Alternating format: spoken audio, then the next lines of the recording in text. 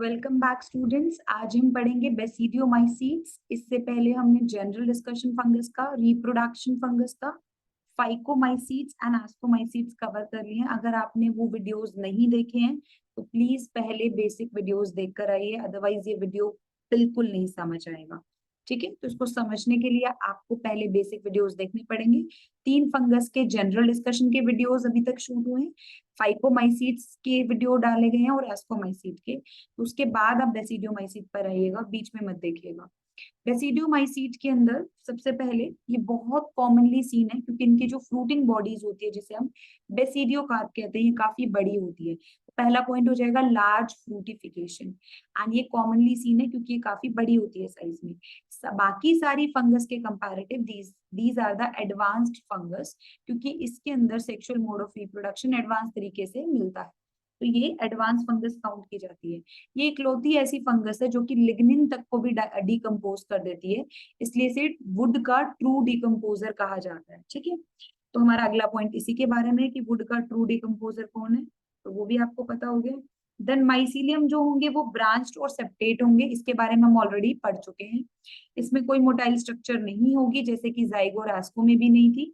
इसमें asexual reproduction मिलता ही नहीं है, और इसमें वेजिटेटिव रिप्रोडक्शन फ्रैगमेंटेशन से देखा जाता है। सेक्स ऑर्गन्स का डिफरेंशिएशन नहीं होता, लेकिन सेक्सुअल रिप्रोडक्शन जो है वो सोमैटोगैमी, जिसमें सोमैटिक सेल्स का फ्यूजन होता है, या फिर स्पर्मैटिया बनता है, जो कि एयर, इंसेक्ट्स या विंड की सॉरी वाटर की हेल्प से फीमेल हाइफी तक पहुंचता है। तो स्पर्मेटाइजेशन या सोमैटोगैमी से इसमें सेक्सुअल रिप्रोडक्शन होता है। सोमैटोगैमी और स्पर्मेटाइजेशन की डिटेलिंग देखने के लिए आपको एक और वीडियो देखनी पड़ेगी, sexual mode of reproduction in fungi. ठीक है, तो सेक्सुअल स्पोर्स जो होते हैं वो बेसिडियो स्पोर होता है, लेकिन ये बेसिडियम के अंदर ना बनकर उसके बाहर ऊपर बनता है, तो ये बेसिडियम के बाहर बनता है, इसलिए एक्सोजेनस स्पोर हो जाएगा। जबकि एस्कोस्पोर जो हमने कहा था वो एंडोजेनस थे, क्योंकि वो एस्कस के अंदर बन रहे थे, ये बेसिडियम के बाहर बनेगा। और ये जो फ्रूटिंग बॉडी होगी, इसकी फ्रूटिंग बॉडी का नाम है बेसिडियो कार्प। आप देखेंगे कि जब माइसीलियम को देखते हैं तो उसमें हाइफे में एक सेल दूसरी सेल से कनेक्टेड रहती है with the help of clamp, ऐसे यू शेप क्लैम्प बने रहते हैं। तो अगर आपसे कोई पूछे क्लैम्प कनेक्शंस किसके माइसीलियम में मिलते हैं, बेसिडियोमाइसीट्स के माइसीलियम में मिलते हैं। इसमें 3 तरीके का माइसीलियम होगा, primary, secondary and tertiary. Primary uninucleated short lived होता है, सेकेंडरी बाई न्यूक्लिएटेड या डाई न्यूक्लिएटेड लॉन्ग लिव्ड होता है, और जब इसमें फ्रूटिंग बॉडी आ जाती है तो इसे टर्शरी माइसीलियम कह देते हैं, क्योंकि इसकी फ्रूटिंग बॉडी काफी हद तक डेवलप्ड होती है कंपैरेटिव टू एस्कोमाइसीट्स। इसमें आपको सिंपल सेप्टम भी देखने को मिलता है और डॉलीपोर सेप्टम भी देखने को मिलता है। दोनों सेप्टम का डिस्कशन हम ऑलरेडी कर चुके हैं इंट्रोडक्टरी वीडियो में। डोलीपोर सेप्टम आपको रस्ट और स्मट फंजाई में देखने को नहीं मिलता। रस्ट फंजाई किसे कहते हैं, पक्सीनिया को, जो हम आगे डिस्कस करेंगे, और स्मट फंजाई किसे कहते हैं, यूस्टिलेगो को। एग्जाम्पल है इसके पक्सीनिया, जिसे रस्ट फंजाई कहा जाता है क्योंकि ये वीट के अंदर रस्ट कॉज करती है। 12th क्लास में ये डिस्कशन फिर से आएगा, इसलिए मैंने सारा कुछ यही लिखवा दिया है। वीट के अंदर रस्ट कॉज करती है। अब इसकी अलग अलग वेराइटी होती है, जैसे ग्रामिनस वीट के स्टेम में रस्ट कॉज करती है, इसे ब्लैक रस्ट भी कहते हैं। जबकि रेकॉर्डिता ब्राउन रस्ट कॉज करती है, लीफ के अंदर लीफ रस्ट भी कहते हैं। और येलो रस्ट ट्राइफॉर्मिस कॉज करती है, स्ट्राइप्स बनाती है वो। पक्सीनिया एक हेट्रोइशियस फंजाई है क्योंकि इसे 2 होस्ट की जरूरत होती है, वीट एंड बारबेरी, और wheat is the primary host. तो 2 होस्ट की जरूरत है, इसलिए इसे हेट्रोइशियस बोलते हैं। इसकी लाइफ साइकिल को रस्ट साइकिल बोलते हैं। केसी मेहता ने सबसे पहले इसके बारे में बताया था। और आपको क्या याद रखना है, इसकी लाइफ साइकिल को हम मैक्रोसाइक्लिक लाइफ साइकिल भी कहते हैं।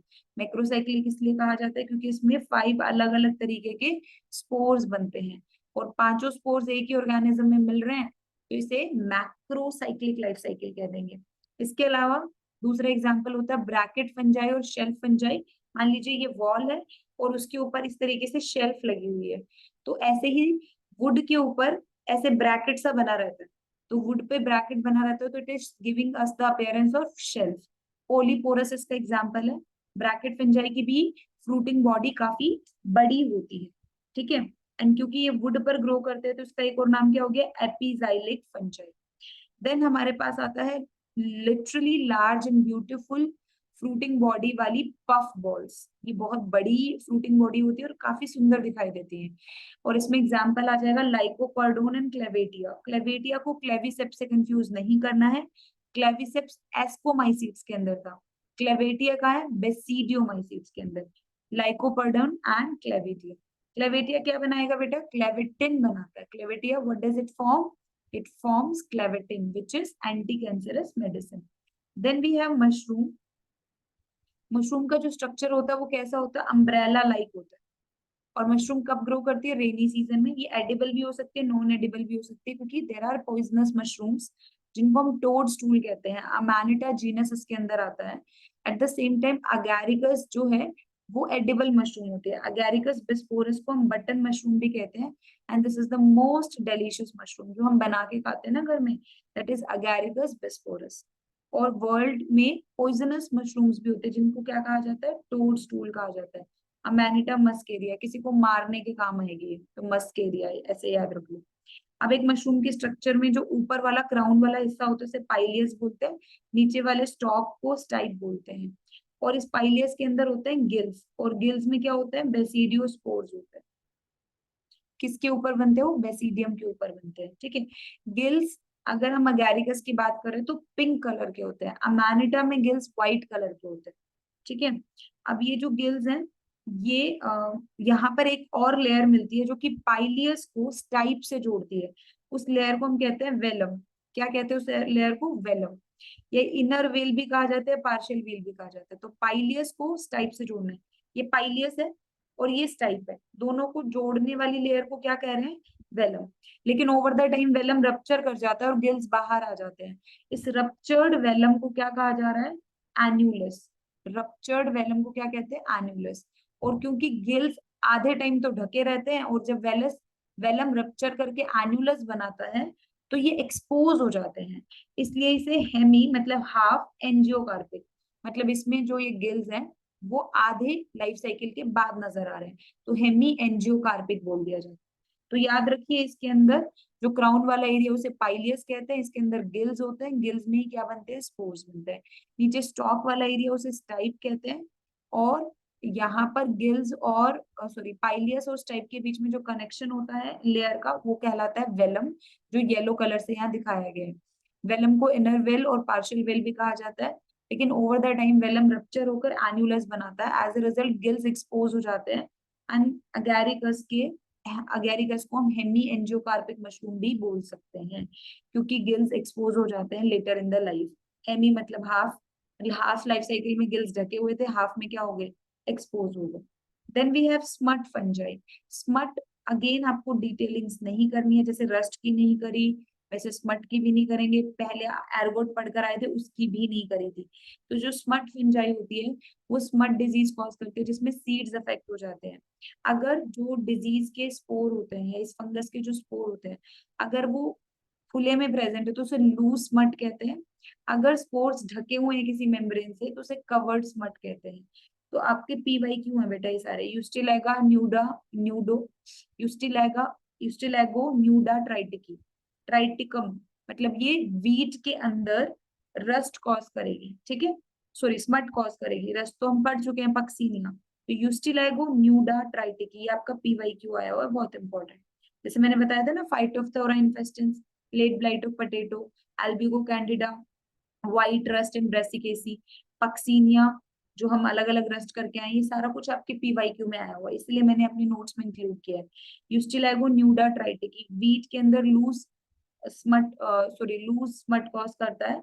एंड देन यूस्टिलाइगो मेडिस, मेडिस किसके लिए आएगा बेटा, मेज के लिए आएगा, तो ये मेज के अंदर स्मट कॉज करता है।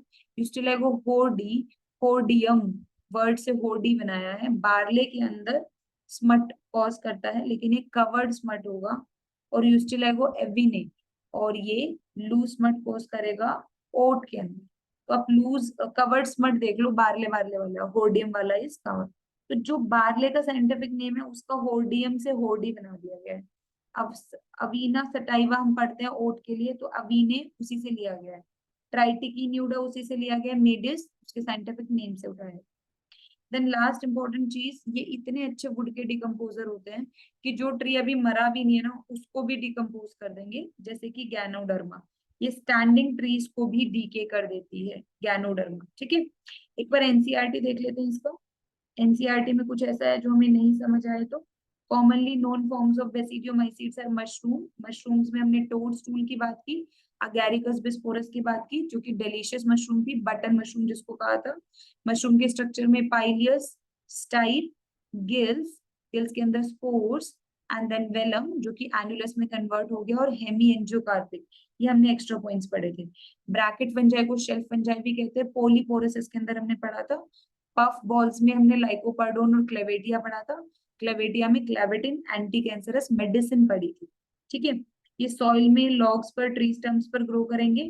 प्लांट बॉडीज में पैरासाइट भी रहते हैं, जैसे कि रस्ट और स्मट को देख लो आप। रस्ट वाली पक्सीनिया हो जाएगी, स्मट वाली यूस्टिल एग हो जाएगी। माइसिलियम हमें पता है ऑलरेडी, हम बेसिक वीडियोस में डिस्कस कर चुके हैं, इंट्रोडक्टरी वीडियोस में, कि ब्रांच्ड और सेप्टेट होगा। एसेक्सुअल रिप्रोडक्शन नहीं होता जनरली, वेजिटेटिव रिप्रोडक्शन फ्रैगमेंटेशन से देखने को मिलेगा। सेक्स ऑर्गन्स एब्सेंट होते हैं। प्लाज्मोगेमी जब होगी तो सोमैटिक सेल्स के फ्यूजन से होगी, सोमैटोगेमी की बात कर रहे हैं।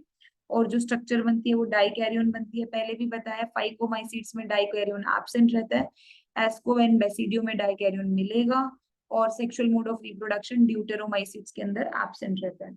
ठीक है, और karyogamy meiosis takes place in basidium producing 4 basidiospores, ये तो हमें पता ही है। बेसिडियोस्पोर्स एक्सोजीनसली प्रोड्यूस होते हैं ओवर बेसिडियम। ठीक है, बेसिडिया जो है वो फ्रूटिंग बॉडीज के अंदर अरेंज रहते हैं, जिसे हम बेसिडियो कार्प कहते हैं। मेंबर्स हो जाएगा agaricus mushroom, ustilago smut, puccinia, rust fungi. तो ये तो हम ऑलरेडी पहले भी याद कर चुके हैं, कुछ भी ऐसा नया नहीं है। ठीक है, तो हमारे पीवाईक्यू भी डिस्कस हो गए, एनसीईआरटी भी डिस्कस हो गए, और सारा कंटेंट डिस्कस हो गया। इसके बाहर से नहीं आएगा, इतना ही करना है। Is that clear? तो आप इसको अच्छे से पढ़ लो, याद कर लो, और एनसीईआरटी भी कॉन्सेप्चुलाइज करके पीवाईक्यू सॉल्व कर लो। कुछ भी दिक्कत आती है you can ping me anywhere, LinkedIn, Instagram, WhatsApp. Okay, that's all for today. हम नेक्स्ट वीडियो में मिलेंगे ड्यूटेरोमाइसिट्स के साथ।